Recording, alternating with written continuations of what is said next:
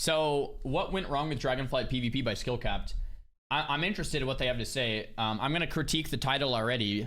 Like, Dragonflight, I don't think Dragonflight made terrible choices in itself. I think WoW PvP has been on a trajectory for a while, and it's not Dragonflight that did anything specifically. But for people that have already seen this video, they've been telling me it's not necessarily aimed at Dragonflight, and that's just the title. So let's take a look on what the video has to say, see if we agree or disagree. What went wrong with Dragonflight PvP? Right now, World of Warcraft has more players than it did in Legion. Dragonflight has offered more content than ever before, while fixing some of the biggest issues from previous expansions. It's true. But if WoW is doing so well, why does PvP suddenly feel so dead? Of course, the player base is now fractured, more than ever. But you could join a solo shuffle queue right now and watch this entire video before getting a pop. And even if you're an experienced... That's really true. What did this say? Now, and watch this entire... 5 years, 11 months, 12 misdemeanors, 16 eternities, and a $12,000 fee.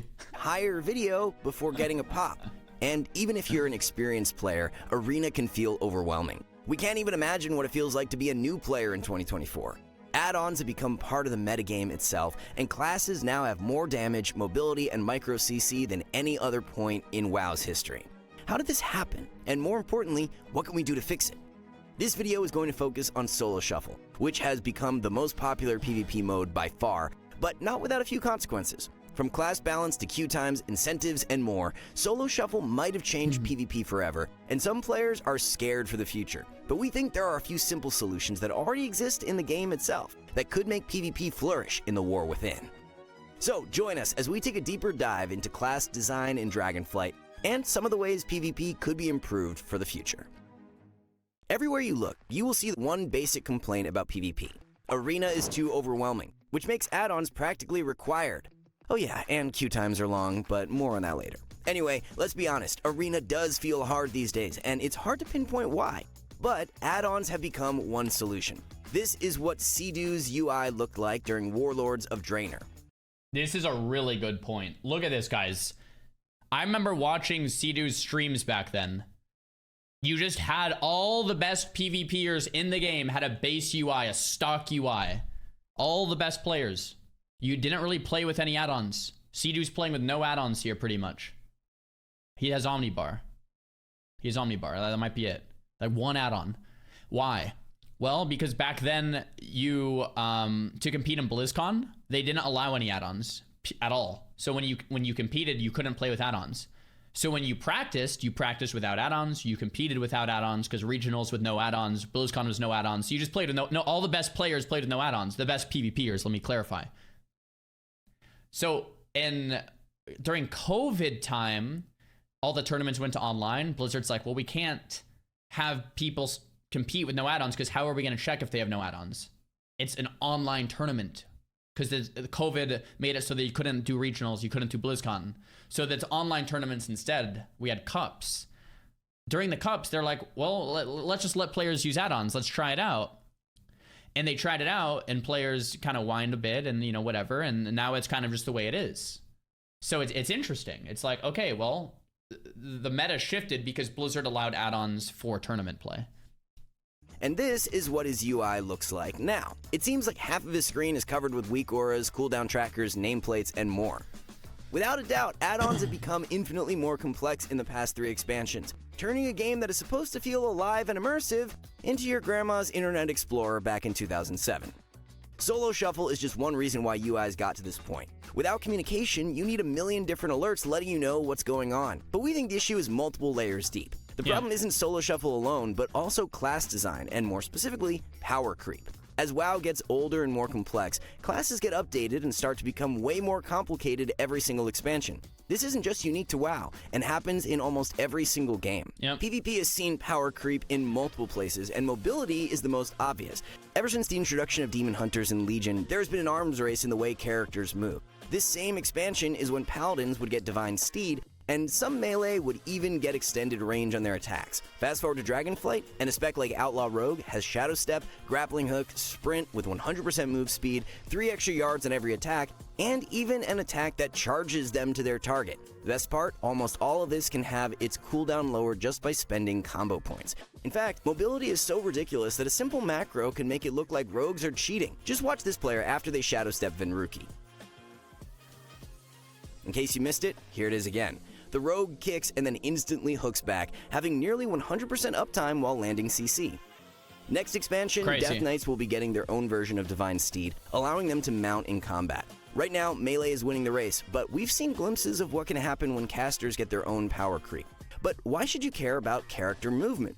As Core 8 Gaming pointed out, any buff to mobility is a buff to the entire toolkit. It means doing better damage since you have an easier time sticking on target, and this even applies to healers. You will do more healing if you have more movement. Being faster means it's easier to cross the map and even avoid CC.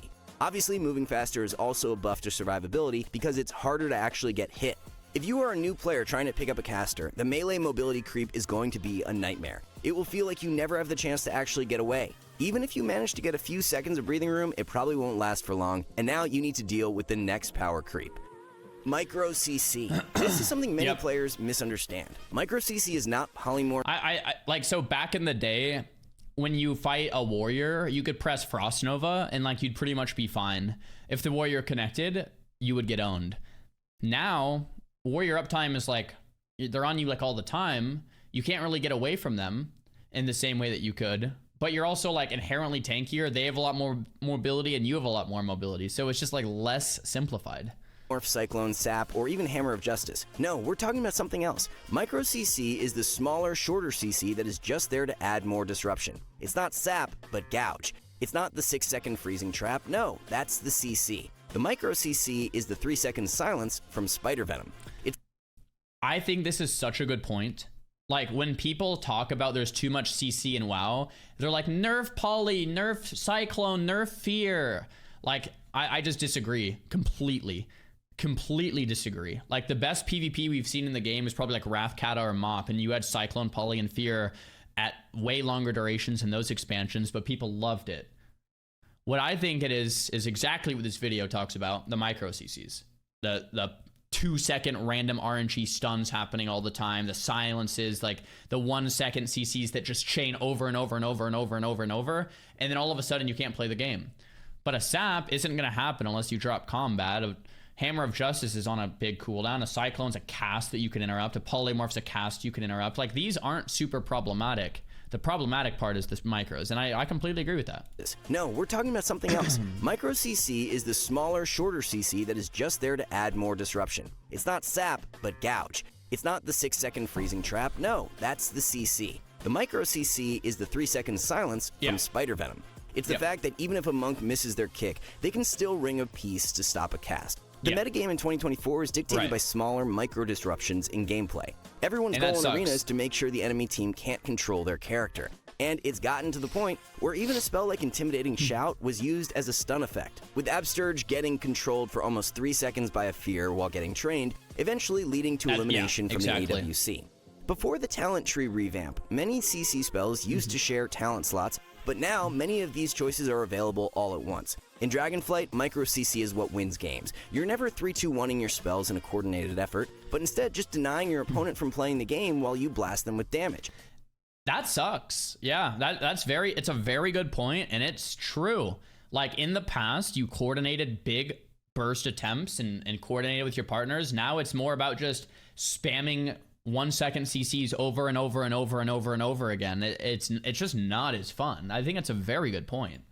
This has even led to a completely backwards playstyle for some classes. Yeah. Ironically, despite having one of the strongest crowd control spells in the game, mages don't really have any micro CC, which means spending most games blinking backwards and being a spectator, hoping their Demon Hunter will win the game. Patch 10.1 included nerfs to the duration of almost every CC in the game, which unintentionally shifted the balance in favor of micro CC. What's the point in overextending for a 6-second polymorph while losing out on damage when you're... I said this when those nerfs came through. I said this is a bad idea to nerf polymorph from 8 to 6. And I said it's gonna just make it so the cost isn't in line with the reward, so you're not going to go for it, meaning micro CCs will take over. I said all of this, man, like straight up. We have videos talking about this exact point before it happened. I completely agree. Yes. Infinite mobility rogue could just gouge at almost 0 damage loss. We will talk about damage in a second, but because burst DPS is so high, there isn't a need for clean setups. As long as you can just prevent someone from controlling their character, it doesn't matter how sloppy you play. Micro CC is also the reason why precog exists in the first place. With mobility creep and almost every class having an interrupt, there aren't many windows to actually cast. Watch me try and land a single Cyclone on a Demon Hunter who won't even use their kick. Between 2 stuns, an Incap, Glimpse, and Shadow Meld, it's not even possible to cast a single time without losing most of my HP. Because of this, most casters have the majority of their damage coming from instant cast spells. And it's no surprise that specs with the best instant cast damage are the ones who gravitate towards the S tier. The power creep of mobility and micro CC might seem where this story ends, but we're not finished yet. Weak auras has become ubiquitous in PvP starting in Shadowlands, because during the early expansion, burst damage was at its peak. With a buff to the crit modifier, players were getting one-shot like never before, and even though crit damage would be nerfed in early Dragonflight, there was another dramatic shift in class design that had been boiling over in the background, as now not only was burst damage high, but now every player was taking damage at once. This was a trend that had started in Legion. Class design was moving away from single target abilities in favor of damage that would automatically cleave. Classes like mages were abandoning CC altogether in order to just AoE down every player at once. Why waste time casting Polymorph on the healer when you can just press Arcane Barrage to wipe out the whole team? Right. Combine this with micro CC and you have a metagame based around splash damage, especially with the introduction of Evoker, whose signature ability is a mechanic borrowed directly from a raid boss. In the past, Frost DK was defined by its AoE setups, getting a huge damage spike with Pillar of Frost and then cleaving everyone down at once. But now, it feels like most classes can do the same thing. Just crank up the damage meters and toss in a few stuns, and suddenly you've learned how to PvP. So, guys, before Polymorph got nerfed, and I know a lot of you guys might not play retail, but it got nerfed from 8 seconds to 6, like 6 months ago, or 8, like a year ago now. Before it got nerfed, in my opinion, it wasn't really that good of an ability. And you might be like, Polymorph not good? What are you talking about, Czar? And let me explain. You could just AoE down a team, just like the video is talking about, from distance and just stay back and blast damage. Or you could try to cast a Polymorph, get kicked, and do nothing. What's your pick? It's like just AoEing and cleaving and not dying is clearly a better choice. And then they nerfed Polymorph after that. And then it was definitely not worth casting. And now it's just like, yeah, you don't try to do CC chains and coordinate and communicate. It's just like PvE, damage, AoE, damage, micro CCs, damage. It's very different than it used to be. So now in Dragonflight, we have a metagame defined by power creep with mobility, micro CC, and AoE damage. Classes and comps that once felt unique have converged into a single win condition, which is to simply do as much damage as possible, abusing a million different modifiers to inflate the damage of a single spell. It's basically There's Mythic less of a Plus. need for precise setups and calculated play, and more often than not, the only thing that matters is how much damage you can do and how quickly you can respond to a weak aura. Exactly. At the time of writing this video, one of the most dominant comps on the 3v3 ladder is Ret Paladin, Arms Warrior, and Fistweaver Monk. It dominates with pure numbers, overwhelming healers with raw damage and micro CC. And that's mostly how the average solo shuffle game is played, since many classes simply have enough damage to kill through healing, especially during dampening. These days, balance is less about mechanics and more about numbers. How much DPS can you do and how little will you take? So, how did we get to this point in class design? In WoW, there's been a growing tension between class balance and class identity. In the past, everyone was defined by unique mechanics. Rogues had their stuns, hunters had their pets, and Frost DKs still kinda sucked. Having a unique class identity is cool and all, but it doesn't take long to realize that some mechanics are really nice to have, especially in PvP. Warriors used to be defined by Mortal Strike, and were one of the few classes to actually have this mechanic, but as it turns out, reducing healing in PvP is pretty damn good. So good that these days almost every single melee in the game has Mortal Strike. And here's another problem, man. You have classes whine, say, I need a Mortal Strike. It's like, okay, you get it too, and then you get it too, and then you get it too. It's like, no. What makes PvP, like what made WoW so great is every class feeling unique and different. I'm a mage. I have Polymorph, and I have Burst, but I have no consistent damage, and I'm very squishy if you get a hold of me. I'm a Warlock. I'm a lot tankier, and I kill with dots over time. I don't have quite as much Burst I'm assuming you're playing like SL or Affliction, but I'm tanky and I can withstand more damage. I'm a warrior. I get kited very hard, but I can stop healing with Mortal Strike, and when I connect, I one-shot. There's pros and there's cons. And then people whine on the forums about the cons, and then they buff the cons. Now every class is the same. It's like, ooh, yeah, you don't want to listen to the people crying on the forums. You want to make sure that there's pros and there's cons. And when there's cons, you got to double down and say, yes, that con is there for a reason. If you want to play a class more mobile, quit warrior and play feral, right? Play something like a Windwalker, but don't play warrior then. But don't just give warriors the mobility of ferals, and don't give ferals the mortal strike from warriors, right? Like, yeah. Even warlocks have it too, but it gets even more ridiculous. Demon Hunter have a mortal strike, 2 stuns. One of them is AoE, by the way. What more? Oh yeah, an instant cast polymorph or cyclone, an AoE fear, a magic dispel for some reason, and they basically have speed hacks. Demon Hunter is a pretty extreme example, but you get the point. Mechanics that were once unique are now passed around like a joint at a Snoop Dogg concert. This is known as Homogeneization, which causes classes to lose their identity over time in the sake of game balance. There's a private server called Project Ascension where any player can use any ability. In this game, there are no classes. Obviously, we're not at this point, but you can start to see the extreme end of homogenization. It might seem cool, but it takes away the identity of playing a unique class. The cool part about playing a rogue is being a tactician, but these days more and more specs are becoming brawlers, even sub-rogues, who at one point were topping damage with Rupture, all while tab targeting to kill the entire team. Now, we don't want to go pointing fingers, but PvE and especially Mythic Plus were a big part of homogenization. Mythic Plus is by far the most popular game mode in Season 3, with almost 300,000 runs. So that's the problem, right? Like, all these things I'm saying that suck for Arena are probably good for Mythic Plus, and the reality is more people are playing Mythic Plus than Arenas. So if you're Blizzard and you have to make the call, should we make a choice that's going to help Mythic Plus and hurt Arenas? Well, you can't blame them. Can't blame them, really. Per day, compared to Solo Shuffle, which doesn't even scrape that amount per week. The Mythic Plus player base is almost 10 times the size of PvP, so it kind of makes sense what direction Blizzard might lean to when figuring out class design. To do big pulls in Mythic Plus, you need your group to quickly dodge mechanics, all while having enough kicks and CCs to stop multiple casts in a row. Mobility and lots of CC. This sounds familiar. Mythic Plus also has DPS checks every few minutes, with pressure points based around big pulls and boss timers, which means you need big burst damage in very specific moments, and on Trash, you're going to need to spam your AoE stops while pumping out as much AoE damage as possible.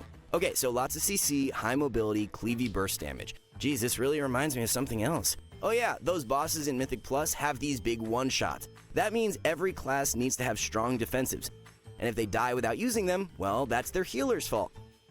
I wonder where I've heard this all before.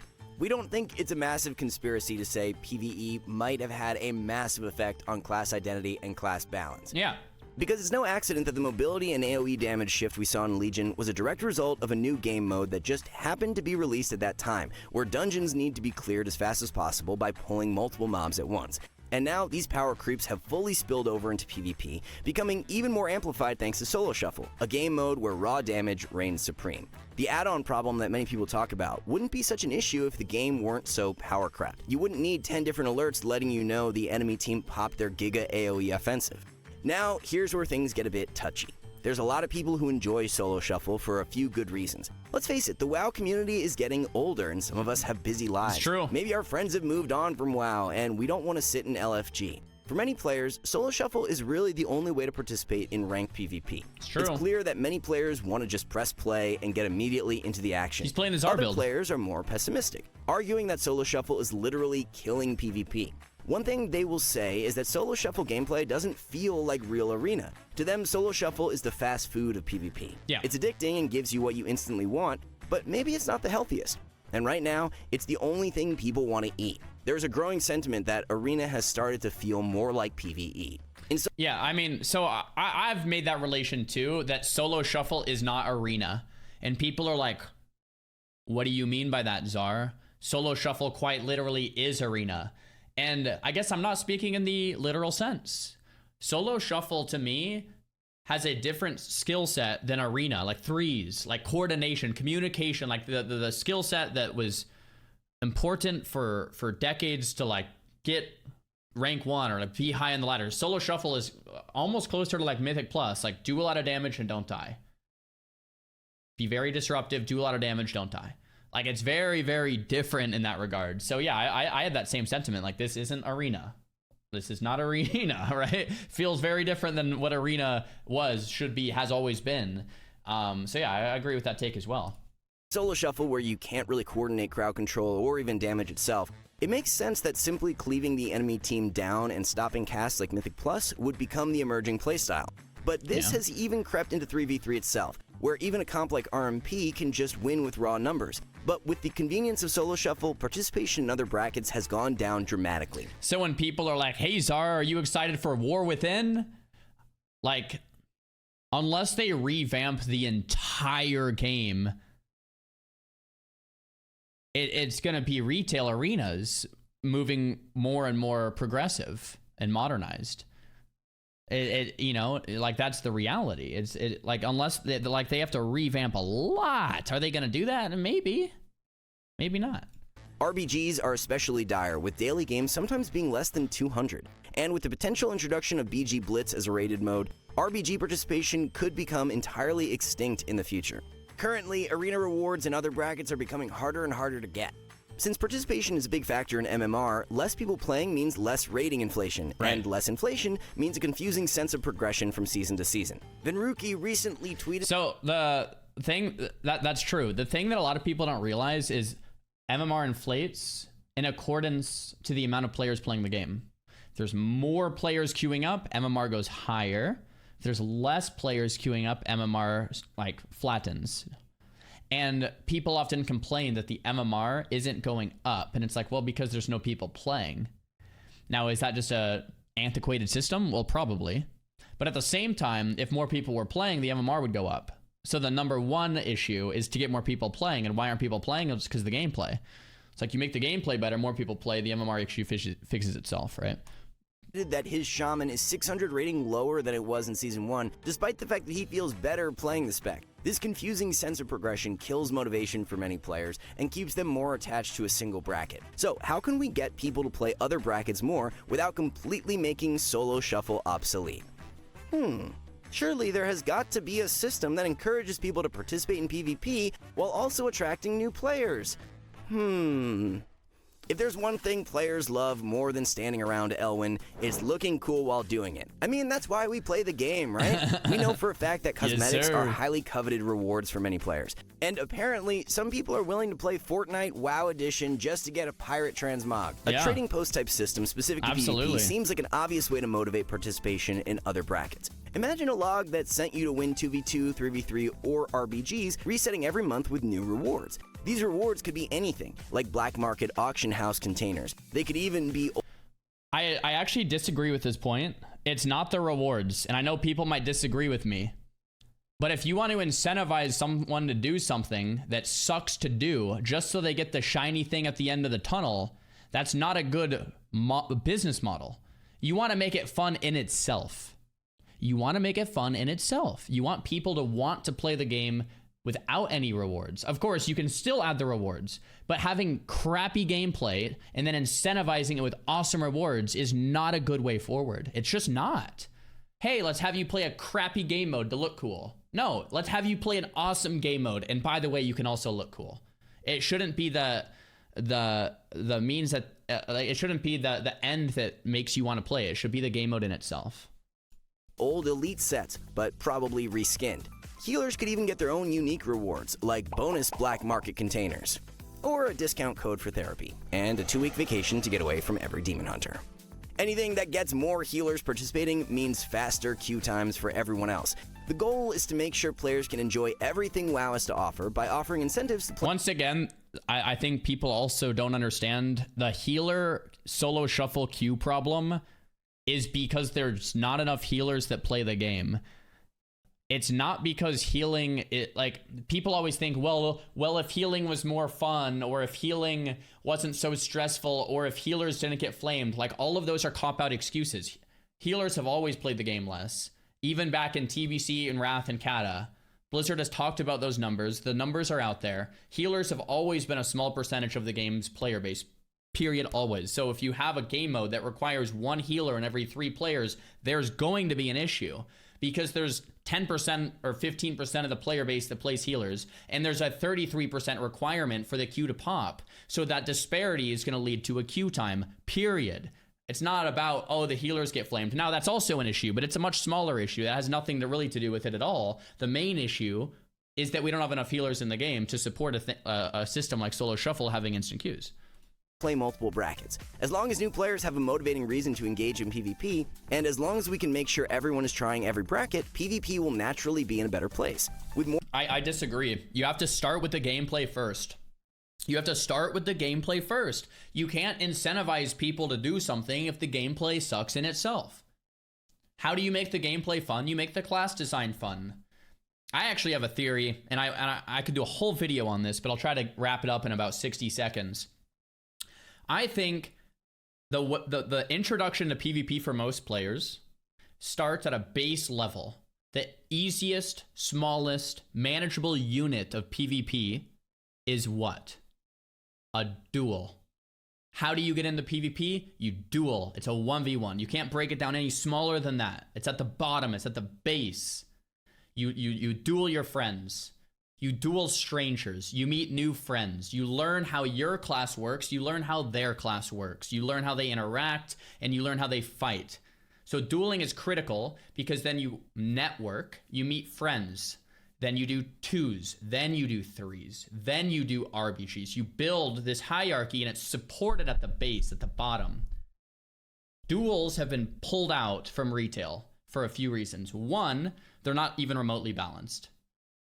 Well, why are they not remotely balanced? Because everyone has infinite healing, mobility, and CC, so they just suck, right? Duels were fun in classic TBC, Wrath, Cat, and Mop, and they kind of fell off in WoD for a lot of different reasons. Two, layering. You go outside the city and no one's there, because layering never used to be an issue. Layering is an issue. You go outside a city and it's empty because there's a million different layers.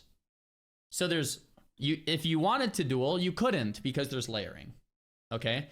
So you remove layering, you bring back somewhat balanced 1v1s. It doesn't have to be perfect, but just make the 1v1s fun again by reintroducing class design and systems. You reintroduce the base layer of PvP. People can duel. People can make friends.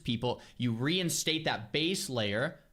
Now the top of the hierarchy starts to be built from the ground up. You have 2s reintroduced. You have 3s. People are more excited to duel, have fun, skirmish, make friends. But once you pull out the bottom, the whole tower collapses. Now, that's my theory. You can't have a hierarchy that exists without the base structures, and we pulled the base structures in WoD because dueling ceased to exist in Warlords of Draenor. No one duels anymore. Dueling used to be a huge thing in China and in America and in Europe back in Mop, Kata, Wrath. It was what everyone did. No one duels because of these things. So that's my theory. You got to start at the damn bottom and build it back up. Are they going to do that? Probably not, because it takes reworking the whole damn game. You know what I mean? So yeah, that's my theory. More players, there could be a greater incentive to rethink class design. We have to admit that Mythic Plus isn't going anywhere, and designers will probably prioritize it over PvP for the time being. Yeah. But maybe there's a solution here too. Even though the talent trees were meant to be evergreen systems, maybe it's time for PvP and PvE to finally have completely different talent trees. Some classes need dramatic reworks in PvP. Frost Mage is just one example. It's suffering from button bloat, with not one, not two, but 3 different and easy to counter burst spells. Frost Mage could be completely reworked. In retail, it is an abomination, I think. I think Frost Mage could be just completely... Like, you have Comet Storm, Ice Nova, Ray of Frost, Ring of Fire... Frost Bomb. I don't even see it on the bars. Like, it's just like, what is going on to this spec, you know? To fix this, the entire spec would need to be rebuilt from the ground up in PvP. But instead of class tuning these days, it's more about adjusting PvP modifiers up and down. The entire philosophy behind the original PvP talent system was to make sure classes could get major reworks without affecting PvE balance and vice versa. The issues we discussed today are just one of many affecting PvPers. We could have discussed other problems too, like map bloat, and the fact that there are potentially way too many arena maps these days, with many weird balancing issues.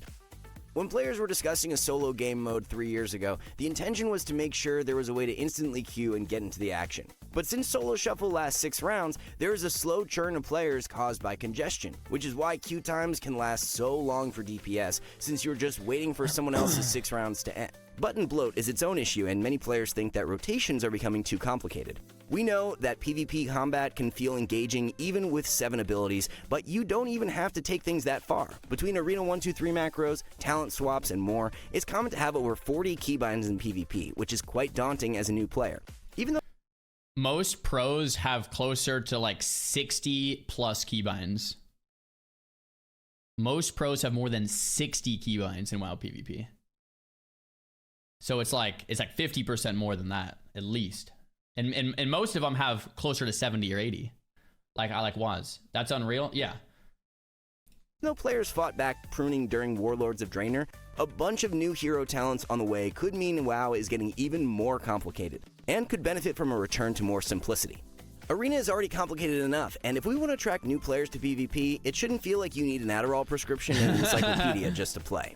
It's always been our goal at SkillCap to make WoW PvP easier to understand for any player. And over the years, we've been lucky enough to see 500,000 players learn something valuable in WoW Arena and reach their rating goals. But we want to know what you think. Is WoW too overwhelming these days? Dope. If so, what changes do you want to see going into the next expansion? For now, we want to thank y'all for watching. See you soon. Great video. I agreed with almost everything. I think there's some points that I talked about that I disagree with. I mean, it's not that I hard disagree with them, but I think there's things that are more critically important than the topic that they talked about. But yeah, it was a good video. So yeah, thanks for linking that, guys. What went wrong with TF PvP? And yeah, I guess the title was kind of incorrect. They didn't really talk about like Dragonflight as much as they talked about the game moving forward since Legion.